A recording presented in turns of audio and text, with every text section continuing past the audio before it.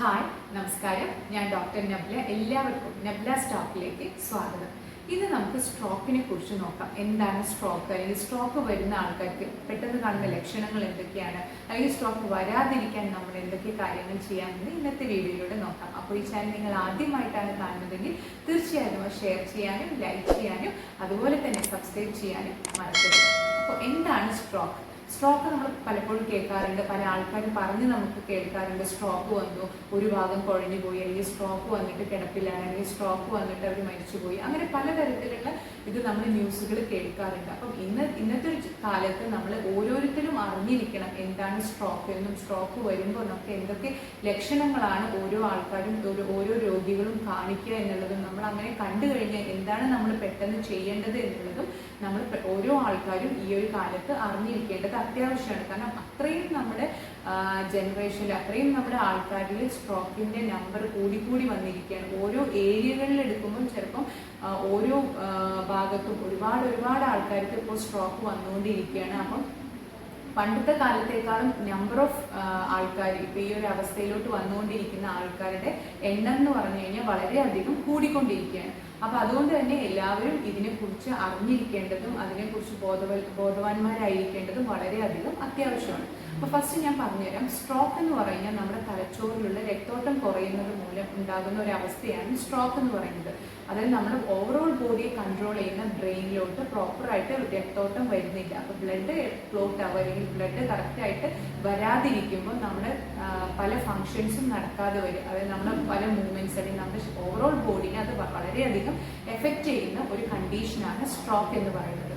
അപ്പോൾ സ്ട്രോക്ക് ഉള്ള ഒരു വ്യക്തിക്ക് എന്തൊക്കെ ലക്ഷണങ്ങളാണ് കണ്ടു തുടങ്ങുന്നത്? അപ്പോൾ നോർമലായി നിൽക്കുന്ന ഒരാൾക്ക് പെട്ടെന്ന് സ്ട്രോക്കിന്റെ ലക്ഷണങ്ങൾ നമുക്ക് എന്തൊക്കെയാണ് വരുന്നത് പറയുന്നത്, പ്രധാനപ്പെട്ട ഒന്നെന്ന് പറയുന്നത് അവരുടെ ബാലൻസ് തെറ്റ്. അതായത് ചിലപ്പോൾ അവർക്ക് സംസാരിക്കുമ്പോൾ വാക്കുകൾ കിട്ടാതെ വരിക, അല്ലെങ്കിൽ നാവ് കുഴയുക, പല അക്ഷരങ്ങളും അവർക്ക് പറയാൻ പറ്റാതിരിക്കുക, അല്ലെങ്കിൽ അവരുടെ ഫേസ് ഒരു ഭാഗത്തേക്ക് കൂടുക, അല്ലെങ്കിൽ അവർക്ക് കൈ പൊന്തിക്കാൻ പറ്റാതിരിക്കുക, കൈ കുഴഞ്ഞു പോവുക, അല്ലെങ്കിൽ ഒരു കാലെടുത്ത് വെക്കാൻ പറ്റാതിരിക്കുക, ഒരു കാലും ഒരു സൈഡ്, ചിലപ്പോൾ ഒരു സൈഡ് മൊത്തം അവർക്ക് കുഴഞ്ഞു പോവുക, അല്ലെങ്കിൽ നടക്കാൻ പറ്റാതിരിക്കുക, കാല് നമുക്ക് എടുത്തു വെക്കാൻ പറ്റാതിരിക്കുക, അങ്ങനെ നിൽക്കുന്ന ഒരാൾക്ക് പെട്ടെന്ന് കുഴഞ്ഞു വീഴാം, അല്ലെങ്കിൽ അവർക്ക് സംസാരിക്കാൻ പറ്റാതിരിക്കുക. ഇതൊക്കെ ഇതിന്റെ ഭാഗമാണ്. ഈ ഓരോ ഭാഗങ്ങൾ, അതായത് നമ്മുടെ നോർമലി നമ്മൾ ലൈഫിൽ ചെയ്തുകൊണ്ടിരിക്കുന്ന, നമ്മൾ ചെയ്തുകൊണ്ടിരിക്കുന്ന പല കാര്യങ്ങളും നമുക്ക് ചെയ്യാൻ പറ്റാതിരിക്കുക. അതൊക്കെ ഒരു ഫ്രാക്ഷൻ ഓഫ് സെക്കൻഡ്സിലാണ് നമുക്ക് മനസ്സിലാക്കുക. അത് നോർമലി എഴുതിക്കൊണ്ടിരിക്കുന്ന ആൾക്ക് അയാളുടെ കൈ കുഴഞ്ഞു പോവുകയാണെന്നുണ്ടെങ്കിൽ അതൊരു ഒരു സ്ട്രോക്കിന്റെ ഒരു ചെറിയൊരു ഭാഗമാണ്. അത് സ്ട്രോക്ക് വന്നു എന്നാണ് അതിൻ്റെ ഒരു അർത്ഥം. അല്ലെങ്കിൽ നമ്മൾക്ക് ഒരാൾ സംസാരിച്ചുകൊണ്ടിരിക്കുമ്പോൾ പെട്ടെന്ന് അയാൾക്ക് അക്ഷരങ്ങൾ പറയാൻ പറ്റാതിരിക്കുക, അല്ലെങ്കിൽ അയാളുടെ നാവ് കുഴഞ്ഞു പോണ ഫീല് വരിക, അങ്ങനെയൊക്കെ ആണെങ്കിൽ അതൊക്കെ സ്ട്രോക്കിന്റെ ലക്ഷണങ്ങളാണ്. ഇങ്ങനെ നമ്മളൊരു വ്യക്തിക്ക് ലക്ഷണങ്ങൾ കണ്ടു കഴിഞ്ഞാൽ അതിനുശേഷമുള്ള ഓരോ മിനിറ്റുകളും വളരെയധികം ഇമ്പോർട്ടൻ്റ് ആയിട്ടുള്ള ഒന്നാണ്. അതിന് കാരണം എന്ന് പറഞ്ഞു കഴിഞ്ഞാൽ നമ്മൾ ഓരോ മിനിറ്റ് നമ്മൾ വൈകും തോറും ആ പേഷ്യൻറ്റിൻ്റെ, അല്ലെങ്കിൽ ആ ഒരു വ്യക്തിയുടെ ബ്രെയിനിലെ കോശങ്ങൾ, ലക്ഷക്കണക്കിന് കോശങ്ങൾ നശിച്ചുകൊണ്ടിരിക്കുകയാണ്. അപ്പം അതെന്ന് പറഞ്ഞു കഴിഞ്ഞാൽ പിന്നീട് ആ ഒരു വ്യക്തിക്ക് ഓവറോൾ ശരീരത്തിൽ പലതരത്തിലുള്ള ബുദ്ധിമുട്ടുകൾ ഉണ്ടാക്കാനുള്ള കാരണങ്ങളാണത്.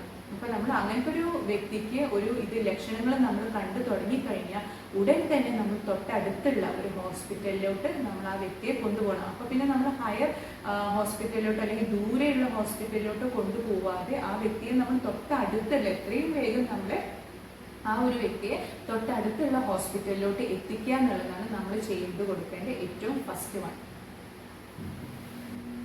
ഇനി നമുക്ക് എന്തൊക്കെ കാരണങ്ങൾ കൊണ്ടാണ് ഇത്തരത്തിലുള്ള സ്ട്രോക്ക് വരുന്നത് എന്ന് നോക്കാം. അപ്പോൾ നമുക്ക് എന്തൊക്കെ കാരണങ്ങൾ കൊണ്ടാണ് സ്ട്രോക്ക് വരുന്നത് എന്ന് നോക്കാം. പ്രധാനമായിട്ടും ഹൈ BP, നമ്മുടെ ശരീരത്തിലുള്ള രക്തസമ്മർദ്ദം. അതായത് രക്തസമ്മർദ്ദം ഉള്ള ഒരു വ്യക്തിയാണെന്നുണ്ടെങ്കിൽ, അല്ലെങ്കിൽ BP ഉള്ള ഒരു വ്യക്തിയാണെന്നുണ്ടെങ്കിൽ തീർച്ചയായും അവർ ഡോക്ടറുടെ കൺസേൺ പ്രകാരം പ്രോപ്പറായിട്ടുള്ള മെഡിസിൻ കണ്ടിന്യൂ ചെയ്ത് പോവേണ്ടതാണ്. നമ്മളുടെ ഇഷ്ടത്തിന്, പല ആൾക്കാരും ചെയ്യാറുണ്ട്, നമ്മളുടെ ഇഷ്ടത്തിന് നമ്മൾ മരുന്ന് നിർത്തും, നമ്മളുടെ ഇഷ്ടത്തിന് നമ്മൾ മരുന്ന് തുടർന്ന് കഴിക്കും. കുറച്ചു കാലം കണ്ടിന്യൂസ് ആയി കഴിച്ചു കഴിഞ്ഞാൽ നമുക്ക് മരുന്ന് കഴിക്കുന്നത് മടുക്കും, അപ്പോൾ നമ്മൾ നിർത്തും. പിന്നീട് ഇപ്പോൾ പ്രഷർ കുഴപ്പമൊന്നുമില്ല, നമുക്ക് നോർമലായി പോകുന്നുണ്ട് എന്ന് വിചാരിച്ചിട്ട് അങ്ങനെ വിടുന്നവർ പല ആൾക്കാരുണ്ട്.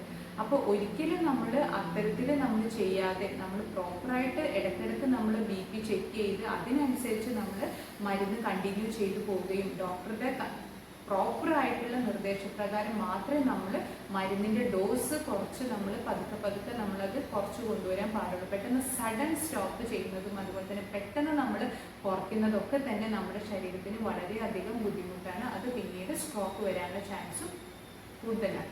രണ്ടാമത്തെന്ന് പറഞ്ഞു കഴിഞ്ഞാൽ പലതരത്തിലുള്ള ഹാർട്ട് ഡിസീസസുകൾ. ഇപ്പോൾ കുറേ ആൾക്കാർ പല ആൾക്കാർക്കും നമ്മൾ പലതരത്തിലുള്ള ഹാർട്ട് ഡിസീസുകളുണ്ട്.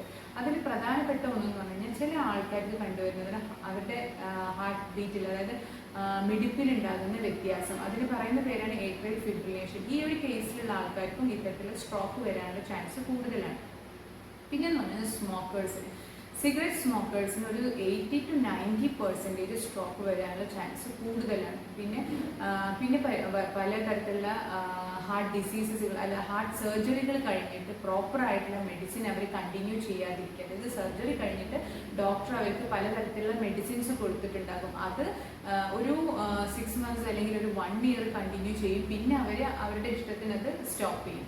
അങ്ങനെ ഒരിക്കലും നമ്മൾ ചെയ്യരുത്. നമുക്ക് ഡോക്ടർ തരുന്ന മെഡിസിൻ നമ്മൾ ഡോക്ടറുടെ നിർദ്ദേശപ്രകാരം മാത്രമേ നമ്മളത് സ്റ്റോപ്പ് ചെയ്യാൻ പാടുള്ളൂ. കാരണം അവരത് പ്രോപ്പറായിട്ടുള്ള ചെക്കപ്പും കാര്യങ്ങളും ചെയ്തിട്ട് നമുക്ക് കറക്റ്റ് ആയിട്ടേ അവരത് നിർത്താൻ പാടുള്ളൂ. ആ ഒരു സ്റ്റേജിൽ മാത്രമേ നമ്മൾ നിർത്താൻ പാടുള്ളൂ. ഇനി ഡോക്ടർ ഏതെങ്കിലും ഒരു മെഡിസിൻ നമ്മളോട് ഒരു കണ്ടിന്യൂസ് ആയിട്ട് നമ്മൾ കഴിക്കണമെന്ന് പറയുകയാണെങ്കിൽ അത് തീർച്ചയായും നമ്മൾ കണ്ടിന്യൂസ് ആയിട്ട് നമ്മളത് കഴിക്കാൻ, നമ്മൾ മടി വിചാരിച്ചിട്ട് അല്ലെങ്കിൽ നമ്മൾക്ക് കഴിക്കാനുള്ള ബുദ്ധിമുട്ട് കാരണമൊക്കെ നമ്മളത് ഒഴിവാക്കാൻ പാടില്ല.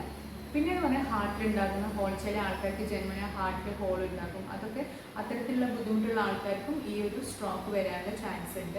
പിന്നെ പലതരത്തിലുള്ള ലഹരി പദാർത്ഥങ്ങൾ ഉപയോഗിക്കുന്ന ആൾക്കാർക്ക് സ്ട്രോക്ക് വരാനുള്ള ചാൻസ് കൂടുതലാണ്.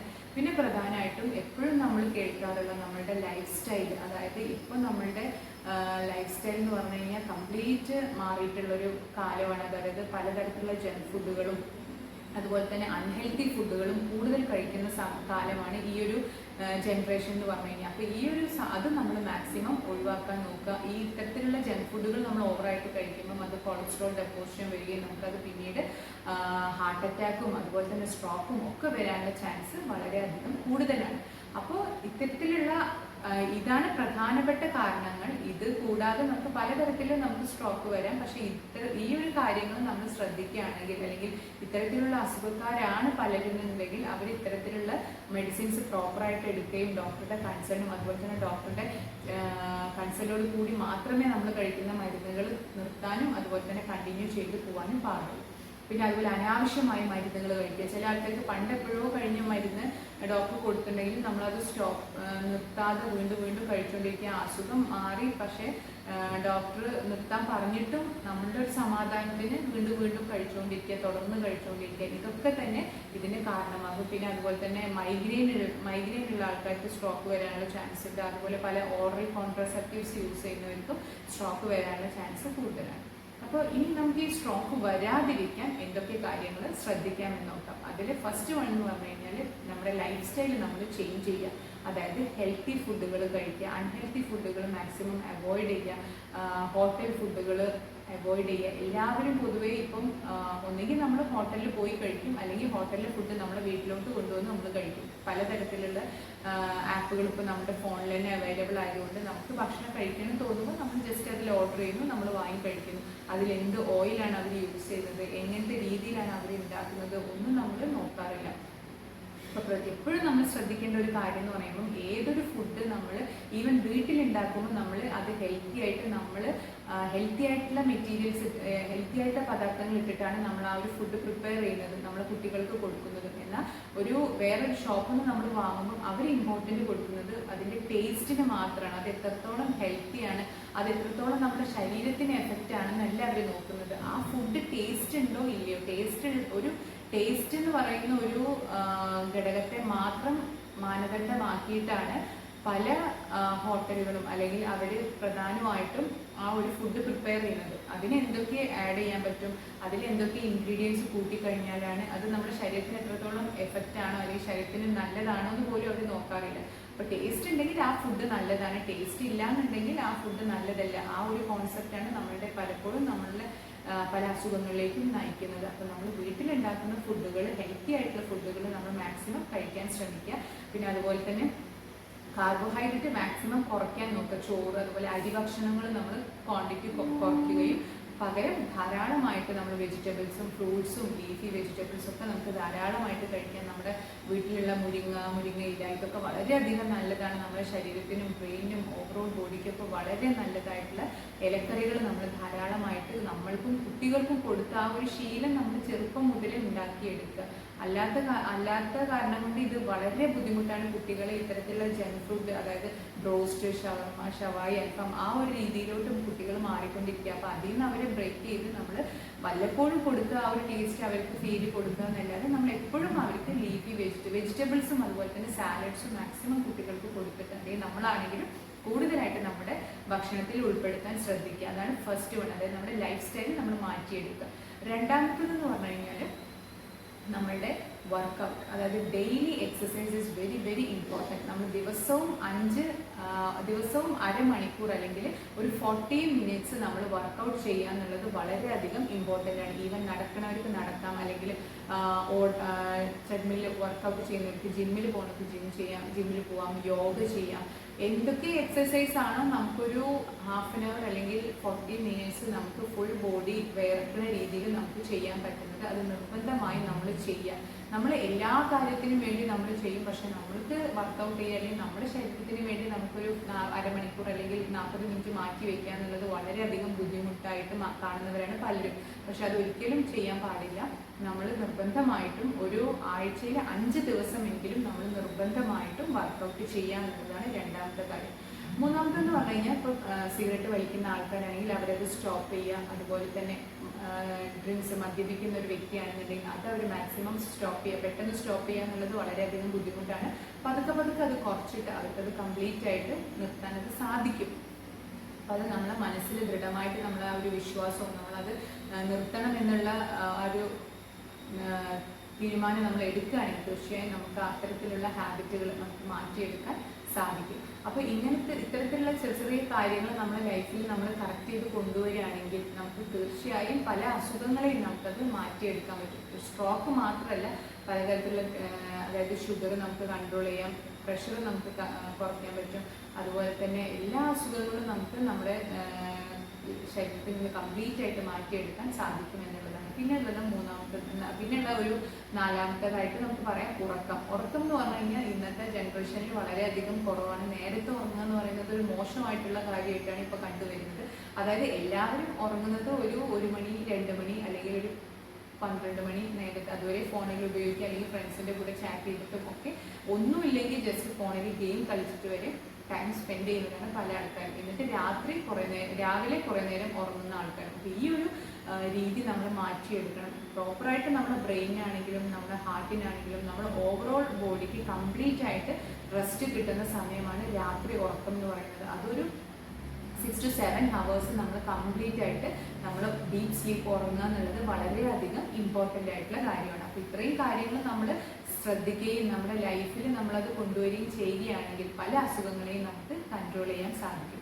പിന്നെ ഈ സ്ട്രോക്കിൽ നമുക്ക് പറയുന്നൊരു കാര്യമാണ് മിനി സ്ട്രോക്ക് എന്ന് പറയുന്ന ഒരു സംഭവമാണ്. മിനി സ്ട്രോക്ക് എന്ന് പറയുന്നത് ഈ സ്ട്രോക്കിൻ്റെ പോലെ തന്നെ നമുക്ക് കൈ കുഴയും, കുറച്ച് കഴിഞ്ഞാൽ തന്നെ അത് ശരിയാവും. അതേപോലെ തന്നെ നമ്മൾ നാവ് കുഴയും, നമുക്ക് സംസാരിക്കാനൊക്കെ ബുദ്ധിമുട്ട് വരും, പക്ഷെ അത് കുറച്ച് കഴിഞ്ഞാൽ നമുക്കത് ശരിയാവും.